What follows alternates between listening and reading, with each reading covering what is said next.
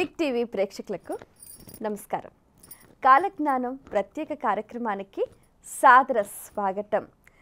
జీవకోటి జీవన గతి గమనాలను నిర్దేశించే మహేంద్రజాలం కాలం. ఎవరు ఎప్పుడు ఎక్కడ జన్మిస్తారో, ఎలా తనువు చారిస్తారో కాలమే నిర్ణయిస్తుంది అని చెప్తూ ఉంటారు. అన్నిటికీ కూడా అతీతమైంది కాలం, ఈశ్వర స్వరూపం అని అంటూ ఉంటారు. భగవద్గీతలో కూడా శ్రీకృష్ణ భగవానుడు కాలస్వరూపం నేనే అని ఎంతో అద్భుతంగా వర్ణించారు. మరి అటువంటి కాలానికి సంబంధించిన జ్ఞానాన్ని శ్రీమద్ పోతులూరి వీరబ్రహ్మేంద్ర స్వామి వారు చాలా అద్భుతంగా వర్ణించారు. భూత భవిష్యత్ వర్తమాన కాలాల్లో పొంచి ఉన్న ముప్పును మనకు తెలియచేశారు. ఎన్నో అద్భుతమైన రహస్యాలు ఉన్నాయన్నారు. మరి వాటన్నిటి గురించి కూడా సవివరంగా శాస్త్రీయంగా తెలియచేయటానికి ప్రముఖులు మనతో పాటు ఉన్నారు. ఎన్నో సంవత్సరాలుగా చక్కటి ఉపాసన సాధన శక్తి, వీటితో పాటుగా చక్కగా ప్రశ్న శాస్త్రానికి సంబంధించి అవగాహన కలిగి ఉండటమే కాకుండా పోతులూరి వీరబ్రహ్మేంద్ర స్వామి ఉపాసకులుగా కూడా మీ అందరికీ బాగా సుపరిచితమైన వారు శ్రీ శ్రీ శ్రీ కృష్ణమాచార్య గారు. వారితో మాట్లాడి మరిన్ని విషయాలు వారి మాటలు తెలుసుకుందాం. ఈనాటి కార్యక్రమాన్ని ప్రారంభిద్దాం. నమస్కారం అండి. జై వీరబ్రహ్మ జై గోవిందమాంబ జై. నమస్కారం తల్లి. గురుగారు, మనం గమనిస్తే కూడా కాలంలో సమాజంలో ఆస్తికవాదం నాస్తికవాదం ఇది రెండు పార్శ్వాలుగా, రెండు విధాలుగా, రెండు వర్ణాలుగా వర్గాలుగా మనం గమనిస్తూ ఉన్నాం. అయితే వీటికి సంబంధించి బ్రహ్మం గారి కాలజ్ఞానం ఏం తెలియజేస్తుంది? చాలా గొప్ప ప్రశ్న. సనాతనమైనటువంటి ఆర్షధర్మం సమీపమైనటువంటి భవిష్యత్తులో కూడా ఇలాగే వారసత్వ సంపదగా పరిడి వెళ్ళాలి అంటే ఈ ప్రశ్నకు మనం సమాధానం తెలుసుకొని తీరాలి. గురుదేవుల యొక్క కాలజ్ఞానమైనటువంటి సాంద్ర సింధు వేదంలో ఒక గొప్ప మాట ఉంది. నాస్తికవాదులు అధికంబయ్యేను, దొంగ సన్యాసులు పూజింపబడేరు, మూడు తోకచుక్కలు తూర్పున ఉదయించును అని ఒక కాలజ్ఞాన వాక్యం. ఆస్తికవాదం నాస్తికవాదం. ఏమిటి ఆస్తికవాదం, ఏమిటి నాస్తికవాదం? నాస్తి ఏదీ లేదు, ఆస్తి ఏదో ఉంది. ఈ రెండింటి మధ్య ఈ ప్రపంచం మొత్తం కూడా కొట్టుమిట్టాడుతుంది. దేవుడు లేడని కొందరు, దైవం లేదని కొందరు. ఈ ప్రపంచం అంతా కూడా మిథ్య, ఈ ప్రపంచం అంతా మాయని ఇంకొందరు. ఏది సత్యం ఏది అసత్యం అనేటువంటి విషయానికి వస్తే నాస్తికులు వేరు, నాస్తికవాదం వేరు. నాస్తికులు వేరు, నాస్తికవాదం వేరు. మరో అద్భుతమైనటువంటి ఆశ్చర్యపరిచేటువంటి సంఘటన మీకు ఒకటి చెప్తాను. నాస్తికవాదులందరూ కూడా మూలమైనటువంటి పునాదిగా పూజించబడేటువంటి ఒక గొప్ప వ్యక్తి ఎవరో తెలుసా? ఆయన కూడా పోతులూరి వీరబ్రహ్మేంద్ర స్వామి. అవునా? నాస్తికవాదులందరూ కూడా ఎవరిని ఆదర్శంగా తీసుకొని ఈనాడు ప్రపంచంలో ఈ ప్రశ్నల వర్షాన్ని కురిపిస్తూ ఉంటారంటే దానికి కూడా కారణం జగద్గురు వీరబ్రహ్మేంద్ర స్వాముల వారు. వారి నుంచే మొదలయ్యింది. ఆయన నాస్తికుడని కాదు, నాస్తికవాదులందరూ కూడా ఆయన అనుసరిస్తారు. ఎందుకు అనుసరిస్తారు? మనుస్మృతి అనే గొప్ప ధర్మశాస్త్రం ఉందమ్మా. మనకెవరికైనా ఏదైనా సమస్య వచ్చి ధర్మ సంబంధమైనటువంటి స్థితిగతుల్లో ఏ నిర్ణయం తీసుకోవాలి, ఏ నిర్ణయం తీసుకోకూడదు, ఏది మంచి ఏది చెడు అని మనం అనుకుంటున్న సందర్భంలో నిర్ణయ సింధు, ధర్మసింధు, మనుస్మృతి, గరుడ పురాణం, వీటికి సంబంధించినటువంటి శాస్త్రాల్లో మన సమస్యలన్నిటికీ పరిష్కార మార్గాలు ఉంటాయి. కాబట్టి ఏది మంచి ఏది చెడు అనే విచక్షణ లేని సందర్భంలో ఈ ధర్మశాస్త్రాన్ని మనం చూస్తాం. ఆ ధర్మశాస్త్రాల్లో మనుస్మృతిలో కొన్ని సవరణలు చేయాల్సి ఉంది. ఏమిటో తెలుసా? శూద్రుడు వేదం వింటే చెవిలో సీసం కరిగించిపోయాలని, చదివితే నాలుక కొయ్యాలన్నటువంటి భాష్యాలు కొన్ని ఉండి వీటిని అగ్రవర్ణాలుగా పిలువబడుతున్నటువంటి కొంతమంది ప్రచారం చేశారనేటువంటి అపోహలు కూడా ఉన్నాయి. 400 సంవత్సరాల క్రితం విశ్వభవితను చెప్పిన కాలజ్ఞాని జగద్గురు వీరబ్రహ్మేంద్ర స్వామి వారు కంది మల్లైపల్లె పురసంస్థానంలో ఒక శిష్యుణ్ణి చేర్చుకున్నాడు. ఆ పిల్లవాడి పేరు సిద్ధయ్య. పీరు సాహెబ్గా పిలవగలిగినటువంటి మహమ్మదీయుడు సిద్ధయ్యని శిష్యుడిగా చేర్చుకున్నాడు. నవాబులు పరిపాలిస్తున్నటువంటి సందర్భం అది. వాళ్ళు సనాతనమైన భారత ధర్మాన్ని, ఆర్షధర్మాన్ని మొత్తాన్ని కూడా నొక్కిపెట్టి బలవంతమైనటువంటి మత మార్పిడులు చేస్తున్న సందర్భంలో మళ్ళీ మహమ్మదీయుల్ని హిందువులుగా మారుస్తున్నారన్నటువంటి అపోహ బ్రహ్మంగారి మీద వచ్చి కడప నవాబు గారు పిలిపించారు. మా ఆస్థానానికి వచ్చి మీరు మాకు సంజాయిషి ఇవ్వండి, మా మహమ్మదీయులందరినీ కూడా మీ ఆర్షధర్మంలో కలుపుతున్నారు, అంటే మత మార్పిడి చేస్తున్నారు, అంటే వాళ్ళు చేస్తే ఆ రాజ్య వ్యవస్థలో వాళ్ళకి హక్కు ఉంది, వీరబ్రహ్మేంద్ర స్వామి వారు సనాతనమైన ధర్మాన్ని కాపాడకూడదన్నటువంటి ఆలోచన చేత పిలిపించారు. స్వామివారు వెళ్తూ ఉన్నటువంటి సందర్భంలో ఆదిశంకరాచార్యులకి మహిమాన్వితమైనటువంటి ఒక గొప్ప పీఠం పుష్పగిరి పీఠం ఆ కడపకి కందిమల్లైపల్లి పురసంస్థానానికి మధ్యలో ఉంటుంది.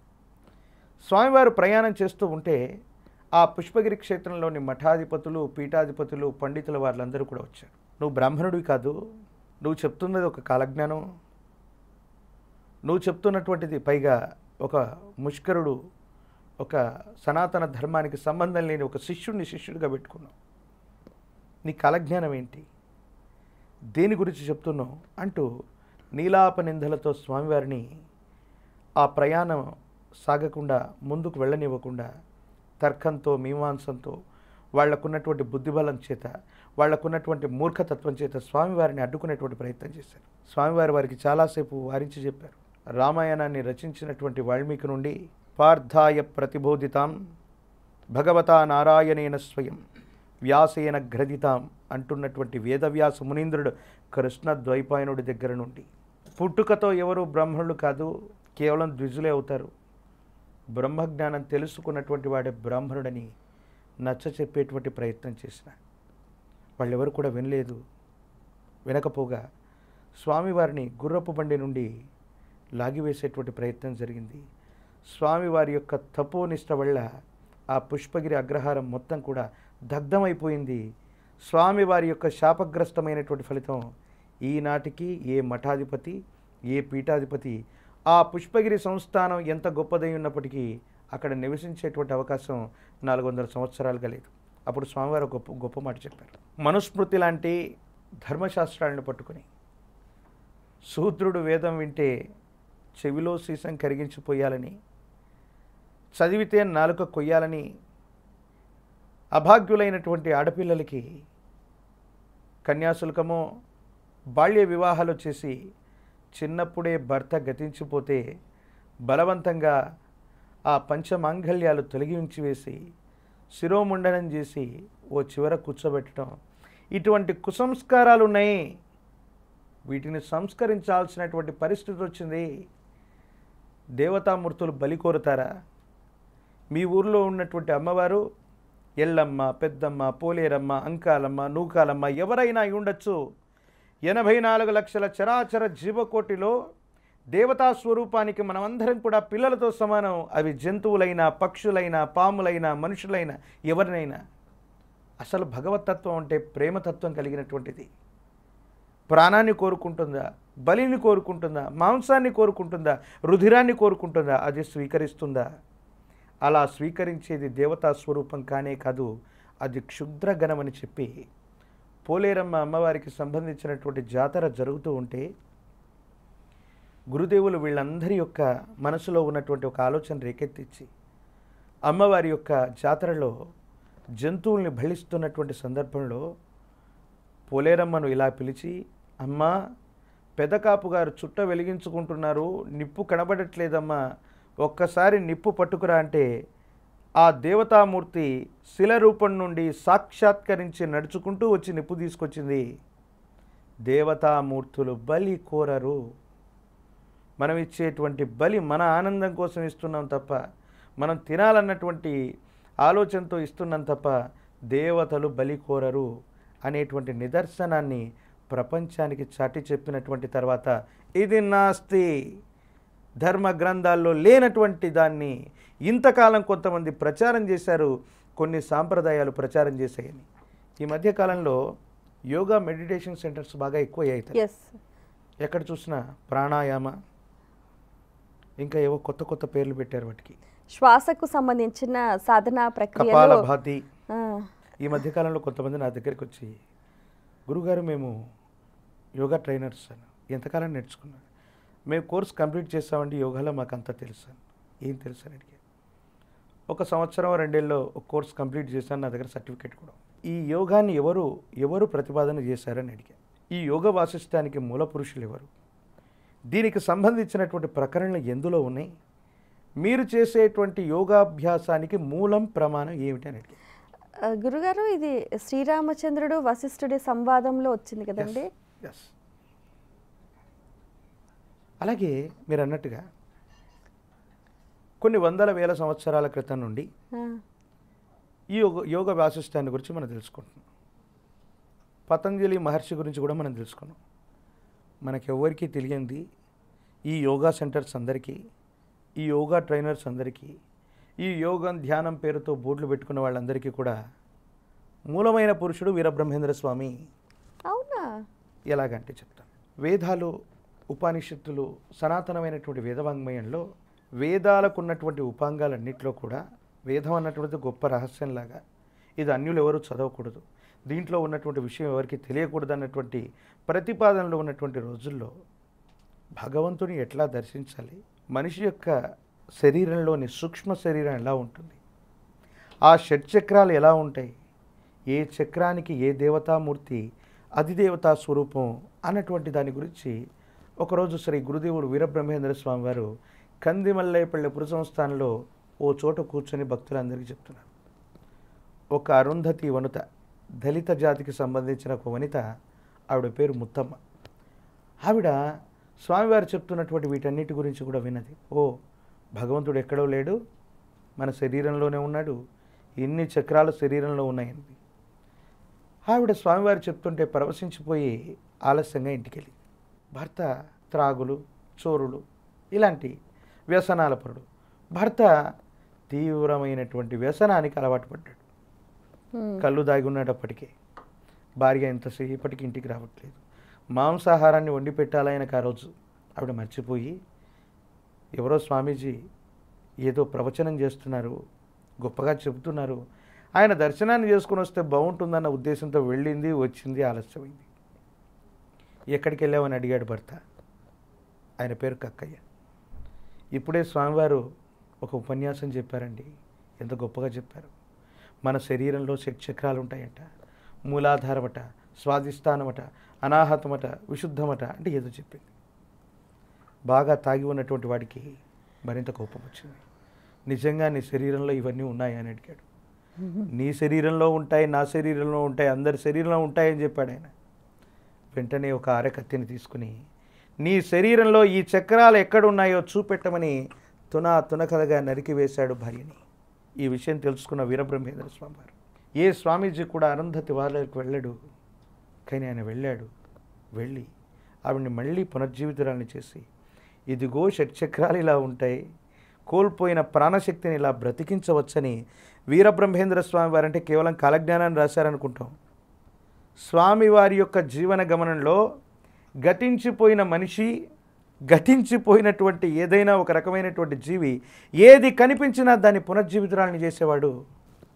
గురుదేవుల యొక్క జీవితంలో ప్రాణం పోయినటువంటి ఏ శవం ఆయనకు ఎదురుపడ్డా, ప్రాణం పోయేటువంటి స్థితిలో ఏ వ్యక్తి ఉన్నా, తీవ్రమైనటువంటి ప్రాణాపాయ పరిస్థితుల్లో ఉన్న వాళ్ళందరినీ కూడా పునర్జీవితులను చేసినటువంటి గొప్ప ఆధ్యాత్మికపరమైనటువంటి యోగ పురుషులు, అవతార పురుషులు, లీలా పురుషులు. సూర్యోపాసన తదేకంగా సూర్యభగవాన్ని చూస్తూ నేటి బనగానపల్లె గ్రామంగా పిలువబడుతున్నటువంటి బనగానపల్లెలో ఆ ప్రత్యక్ష దైవస్వరూపమైనటువంటి సూర్యభగవాను ఇలా చూస్తూ 25 సంవత్సరాల పాటు సూర్యోపాసన చేసి ఈ ప్రపంచం మొత్తానికి కూడా కిరణజన్య సంయోగ క్రియ అనేటువంటి క్రియ ద్వారా పక్షులు, జంతువులు ఇవన్నీ కూడా ఆహారాన్ని సముపార్జించుకోవటానికి మొక్కల మీద ఆధారపడతాయి. దీన్నే ఫోటోసింథసిస్ అంటారు. ఈ ప్రక్రియకు మూలమైనటువంటి వాడు ఆ సూర్య భగవానుడు. ఆయన ఉపాసన ఫలితంగా మనిషిని మళ్ళీ పునర్జీవితులను చేసేటువంటి అద్భుతమైనటువంటి శక్తిని స్వామివారు సంపాదించారు. దీని మీదే ఈనాటి శాస్త్రవేత్తలందరూ కూడా పరిశోధనలు చేస్తున్నారు. ఇవన్నీ చూసినటువంటి తర్వాత కొంతమంది వ్యక్తులు సమాజంలో ఉన్నటువంటి మన ఇటువంటి ధర్మశాస్త్రాల్లో ఉన్నటువంటి లోటు గురించి మాట్లాడటం మొదలుపెట్టారు. అది నాస్తికవాదమైంది. అది ఇప్పుడు ఎలా తయారయ్యింది అంటే, ఏదైనా వాళ్ళు పట్టుకున్న కుందేలకి మూడే కాళ్ళు అన్న సంవాదంతో వాదిస్తూ ఉంటారు. సూటిగా నేను నాస్తికులకి, నాస్తికవాదులకి, ఈ సిద్ధాంతం తెలిసిన వాళ్ళకి ఒక సూటి ప్రశ్న. కృష్ణమాచార్యగా పిలువబడేటువంటి నేను బ్రతికి ఉన్నానా? ప్రస్తుతాన్ని నేను బ్రతికే ఉన్నానా? మీరు ఎవరైనా బ్రతికి ఉన్నారా లేదా చెప్పగలరా? బ్రతికే ఉన్నానా? ఎస్.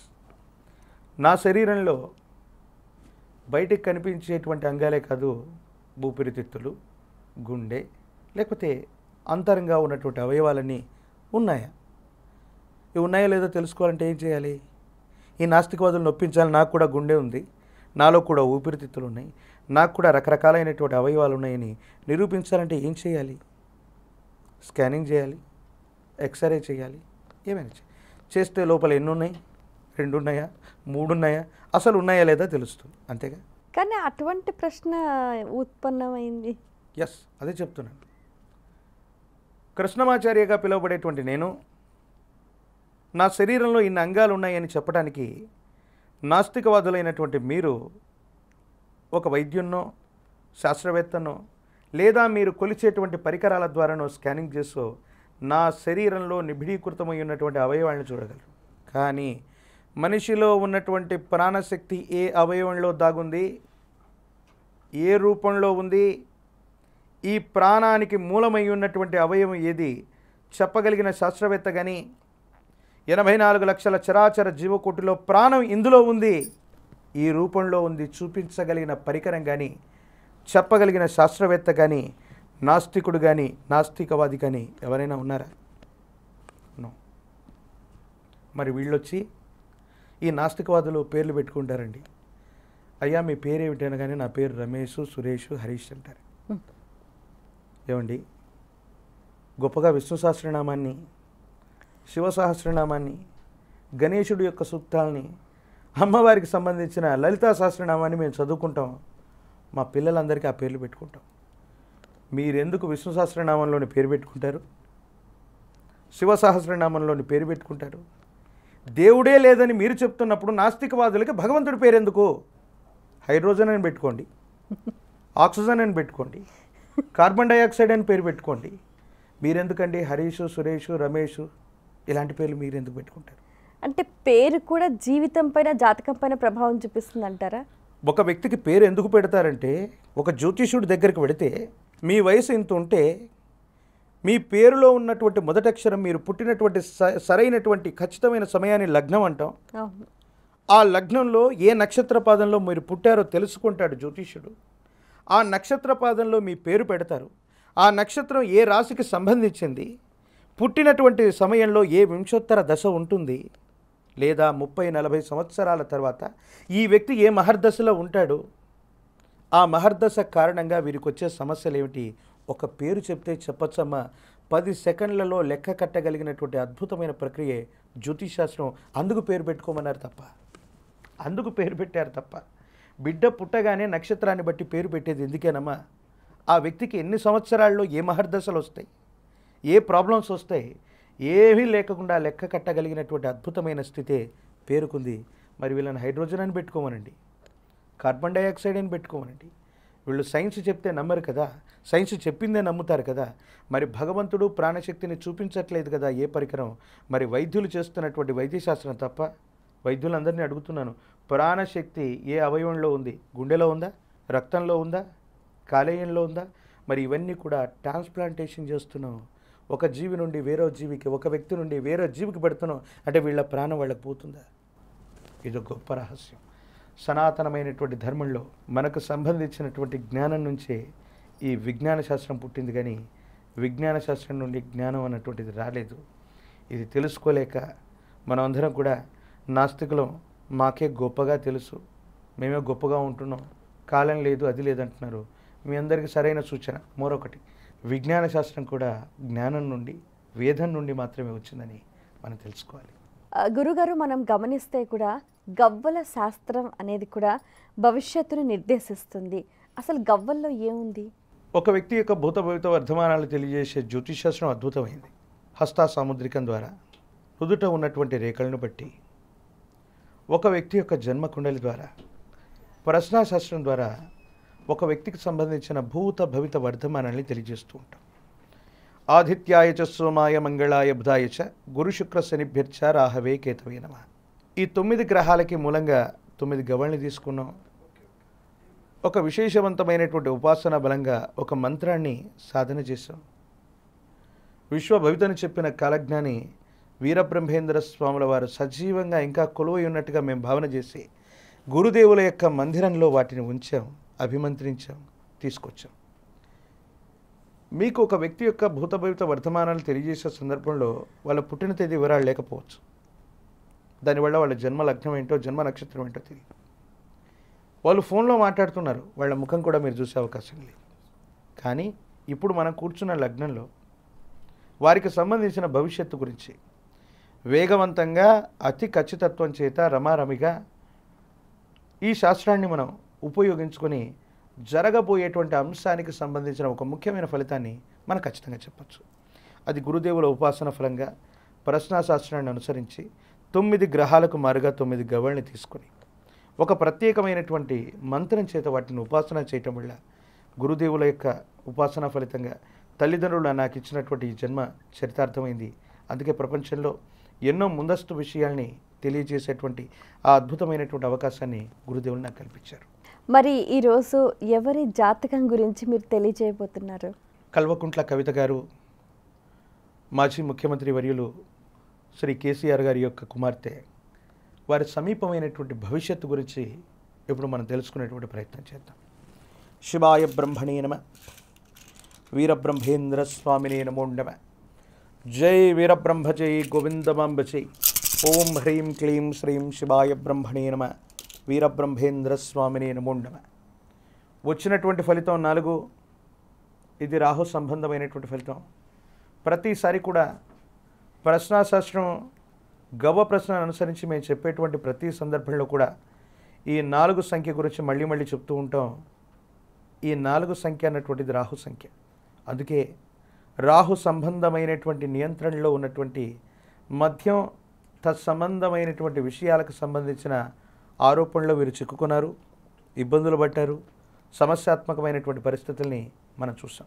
వారి యొక్క జన్మలగ్నం, జన్మరాశి మీద అనేక మందికి అనేకమైనటువంటి అభిప్రాయాలు ఉన్నప్పటికీ కూడా మేము చెప్తున్నటువంటి అంశం ఏంటంటే వారి యొక్క జాతకాన్ని అనుసరించి ఈ రాహు సంబంధమైనటువంటి ఫలితం కారణంగా కొన్ని ఇబ్బందులు, చట్ట పరిధిలో ఉన్నటువంటి న్యాయ సంబంధమైనటువంటి అంశాల్లో మరికొన్ని సమస్యలు, ప్రతికూలవంతమైనటువంటి సంఘటనలు కొన్ని వారి జీవితంలో ఉన్నాయి.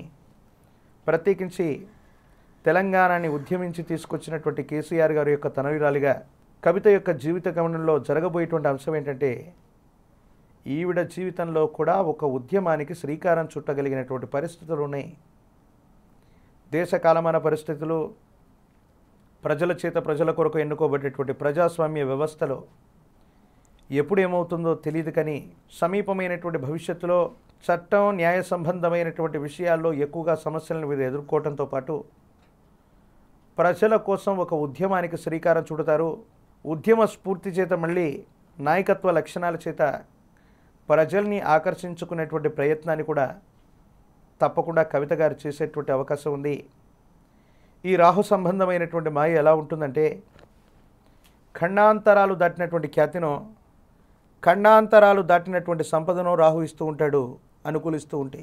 ఏమీ లేకపోయినప్పటికీ కూడా రాహు అంటే కొన్ని రకాలైనటువంటి విషయాల్లో ఒక తెలియని మాయ.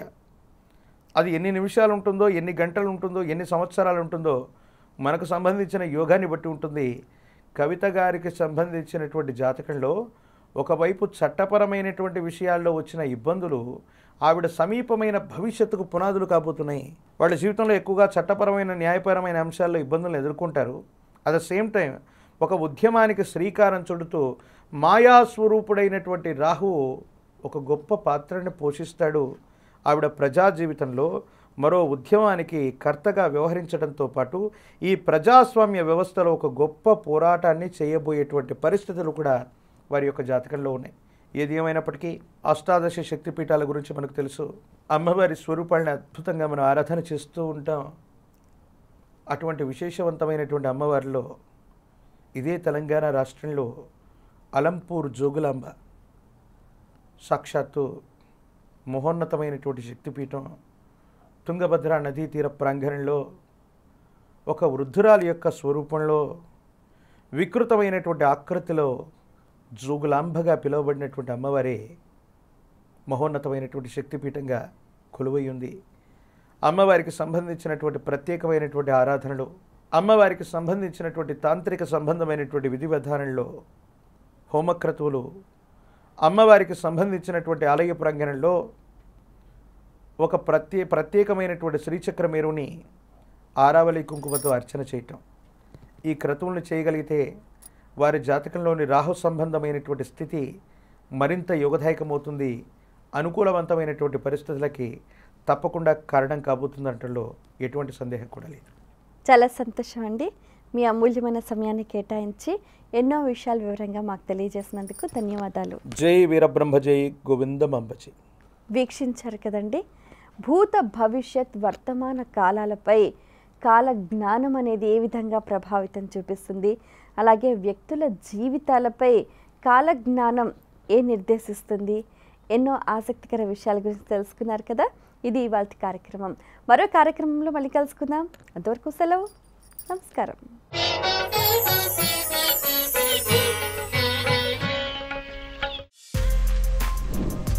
For more videos like this, subscribe Big TV channel.